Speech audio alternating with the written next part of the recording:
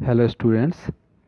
Last video में हमने Trump of surgery first chapter of the of book footprint without feet का हमने start किया था, जो हमारा हाफली कंप्लीट हो गया था। अब इसका रिमेन पार्ट है वो आज हम कंप्लीट करेंगे। हमने अभी तक पढ़ा कि जो चैप्टर्स में तीन कैरेक्टर, जो मेन कैरेक्टर हैं वो तीन कैरेक्टर हैं। ट्रिकी जो एक डॉग है, उसकी जो मालकिन है मिसेस पम्फ्रे, और जो डॉक्टर हैं मिस्टर हैरियट, इन तीन के बारे में पढ़ा था।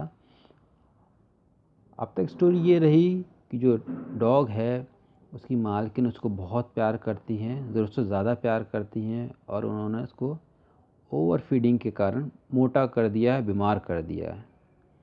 अब जो डॉक्टर हैं उन्होंने एडवाइस दी कि इस डॉग को हॉस्पिटलाइज़ किया जाएगा। अगर हॉस्पिटलाइज़ नहीं किया जाएगा तो ये मर भी सकता है। ट्रिकी की जो मालकिन है उससे बहुत प्यार करती हैं। Somehow she agreed to hospitalize him. अब जो डॉक्टर है वो उनको अपने हॉस्पिटल में लेकर आते हैं, अपने क्लिनिक में लेकर आते हैं। तब क्या होता है इसके बारे में आज हम पढ़ेंगे।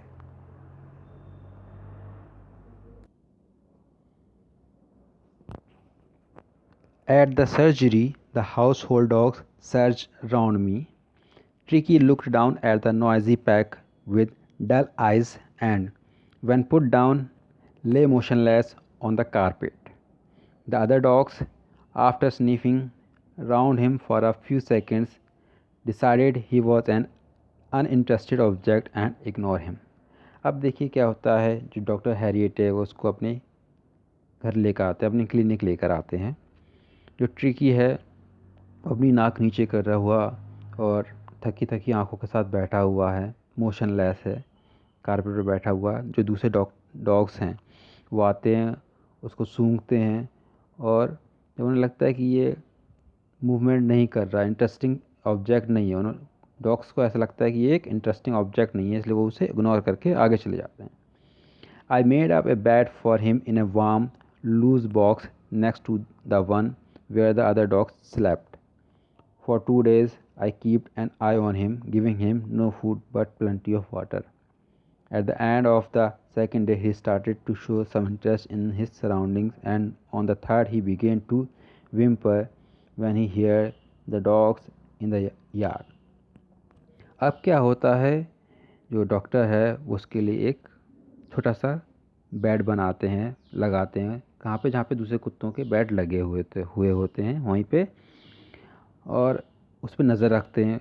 शुरू के 2 दिन तो जो ट्रिकी है वो मोशनलेस ही रहता, मतलब कोई इंटरेस्टेड नहीं करता। उस टाइम पर डॉक्टर उसको कुछ खाने को नहीं देते, सिर्फ पानी देते हैं पीने को। अब दूसरे दिन के अंत तक जो ट्रिकी है वो अपने आसपास की चीज़ों में इंटरेस्ट लेना शुरू करता है, उनको देखना शुरू करता है। और थर्ड डेज जब जो दूसरे डॉग्स हैं वो खेल रहे होते हैं, कूद रहे होते हैं, तो उनको देख कर अपनी पूंछ भी हिलाना स्टार्ट कर देता है। When I opened the door, Tiki trotted out and was immediately engulfed by Joe, the greyhound, and his friend. After rolling him over, thoroughly inspecting him, the dogs moved off down the garden. Tiki followed them, rolling slightly with his surplus fat. Later that day, I was present at feeding time. I watched while Zitan slopped the dog into the bowl. There was the casual, headlong rush, followed by the sound of high speed eating. Every dog knew that if he fell behind the other, he was liable to have some competition for the last part of his meal. अब देखिए क्या होता है। तीसरे दिन के बाद जब डॉक्टर कहते हैं कि जब मैंने दरवाज़ा खोला, टिक्की धीरे से दौड़ता हुआ बाहर आया और उसे तुरंत ही जो नाम के शिकारी कुत्ते तथा उसके दोस्तों ने घेर लिया। उसे लुढ़काने और उसका इंस्पेक्शन करने के बाद कुत्ते वहाँ से बाग की तरफ चले गए, जो एक गार्डन है उसकी तरफ चले गए। टिक्की भी उनके पीछे पीछे लुढ़कता हुआ धीरे धीरे, इट मीन्स धीरे धीरे चलता हुआ उनके पीछे चला गया। उस दिन कुछ दिनों बाद वो डॉक्टर बताता है कि उन्होंने जब भोजन का टाइम होता है, जब लंच टाइम होता है कुत्तों का, तो ट्रिस्टन को प्यालों में भोजन डालते हुए देखा। ट्रिस्टन वो व्यक्ति है जो सबको खाना खिलाता है कुत्तों को। तो जो डॉग्स हैं, जैसे ही उन्हें पता होता था कि अब खाना खाने का टाइम हो गया, तो वो एक दूसरे को पीछे एक दूसरे को पीछे छोड़ते हुए आगे भागते हैं, ताकि ऐसा ना हो कि उनको कम खाना मिले।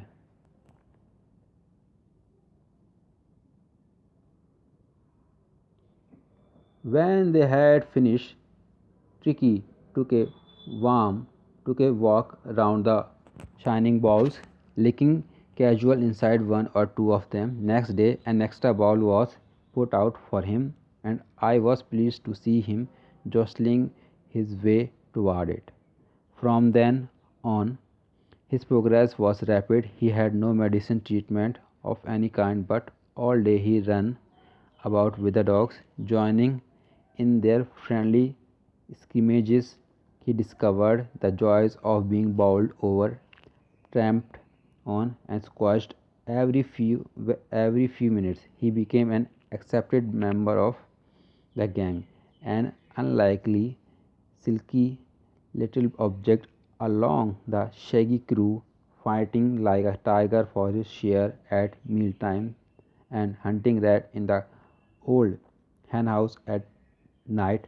He had never had such a time in his life. अब डॉक्टर बताते हैं कि जब कुत्तों ने भोजन समाप्त कर लिया, तो ट्रिकी आता है और उन कटोरों के चारों ओर घूमता है जिनमें कुत्ते खाना खा रहे थे।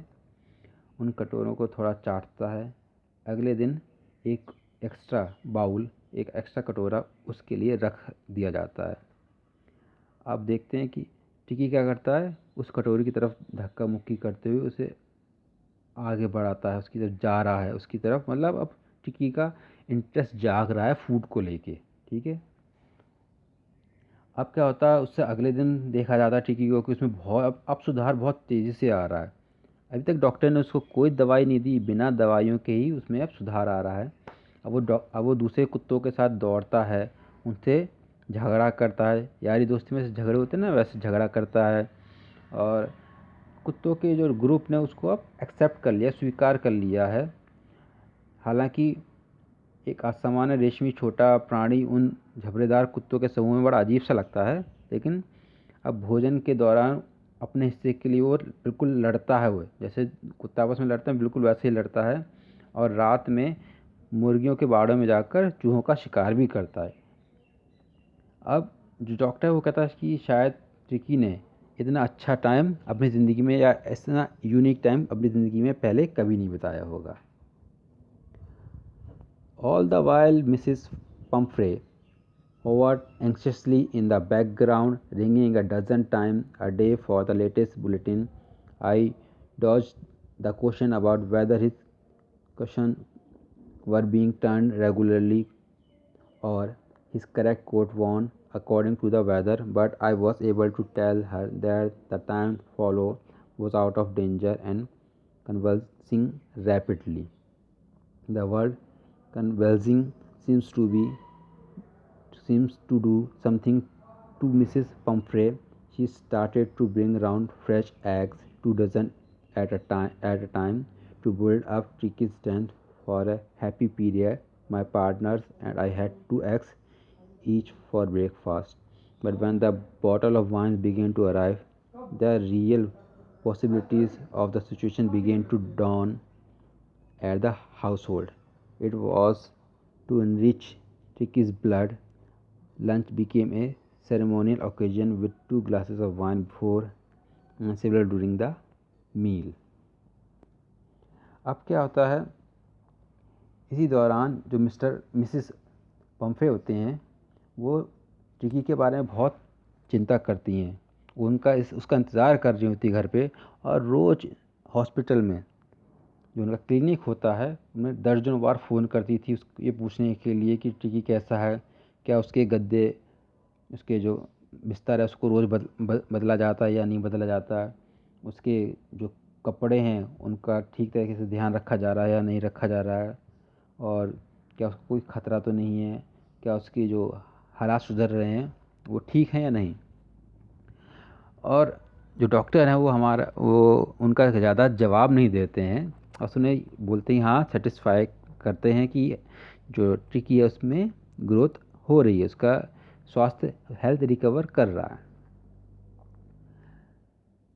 जो मिसेस पम्फे हैं वो उनके बारे में बताता है कि एक बार 2 दर्जन अंडे उन्होंने टिक्की के लिए भेजे ताकि वो मज़बूत हो उन्हें खाकर। कुछ समय तक मैंने और मेरे जो पार्टनर हैं उन्होंने सुबह शाम अंडे खाए, लेकिन वो बताते हैं कि प्रॉब्लम तब शुरू हो गई जब वाइन की बोतलें भी टिक्की के लिए आने लगीं ताकि उसका खून जल्दी बढ़ सके। तो डॉक्टर बताते हैं कि जब टिक्की के लिए जो खाना आता था उसकी मालकिन के घर से, वो टिक्की को नहीं बल्कि वो खुद लोग खाते थे, और उनके लिए ये समझ लीजिए रोज़ पार्टी जैसा माहौल होने लगा।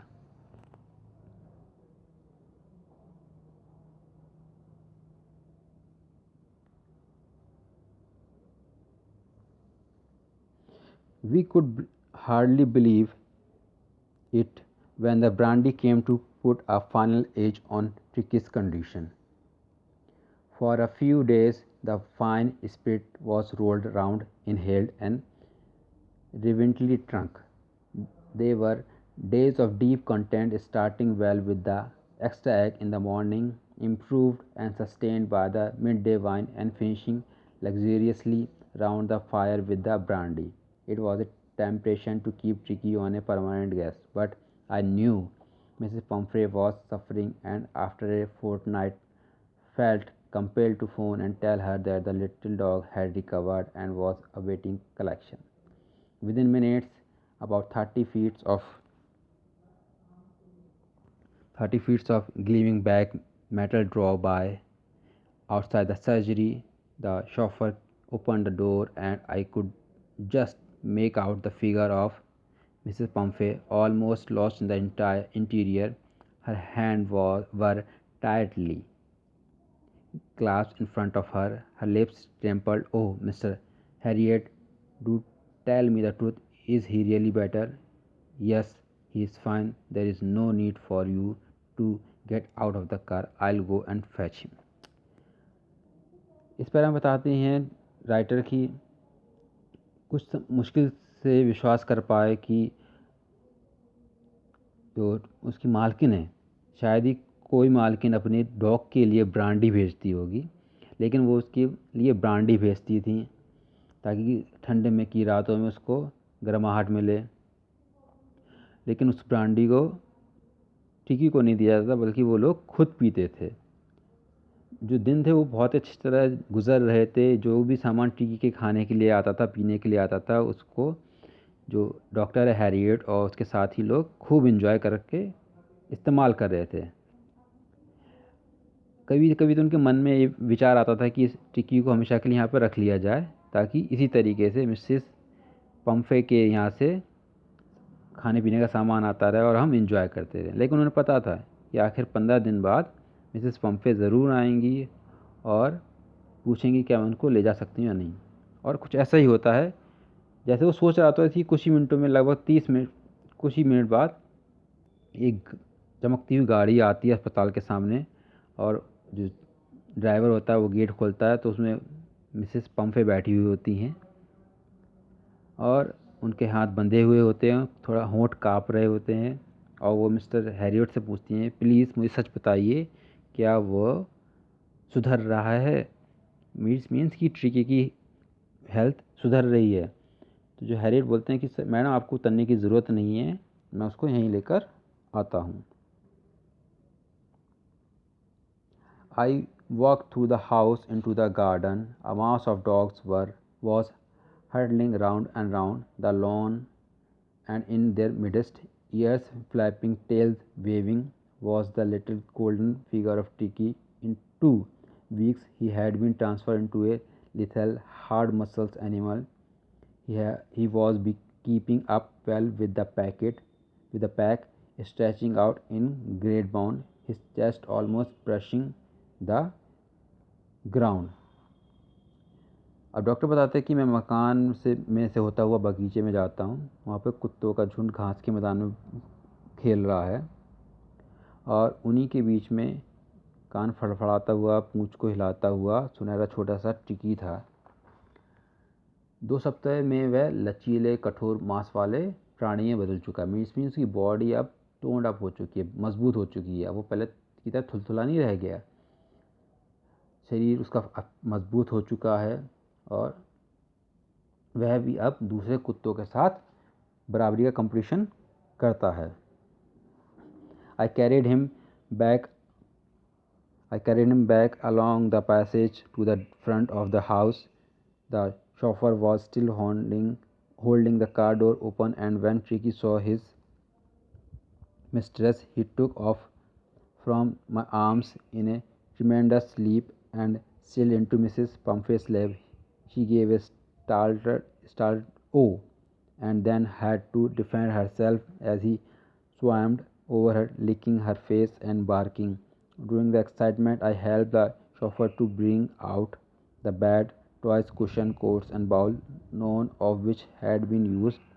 As the car moved away, Mrs. Pumphrey leaned out of the window.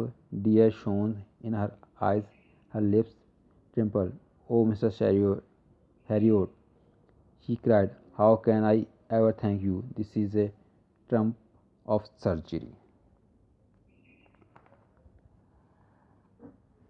अब डॉक्टर बताते हैं कि मैं उसे वापस गलियारे से होता हुआ घर के सामने ले आया। जो ड्राइवर था वो अभी गाड़ी का दरवाज़ा खोले हुए खड़ा था। जब ट्रिकी ने अपनी मालकिन को देखा, वह डॉक्टर की गोद से ज़ोरदार छलांग मारता हुआ अपनी मालकिन की गोद में जा गिरा। वह चौंक गई, ओह! और तब उसे स्वयं को बचाना पड़ा क्योंकि वह उस पर टूट पड़ा था। इट मीन्स जैसे ही उस टिकी ने अपनी मालकिन को देखा तो वो उनसे प्यार करने के लिए उनके ऊपर कूद पड़ा, उनको चाटने लगा और भौंकने लगा प्यार में।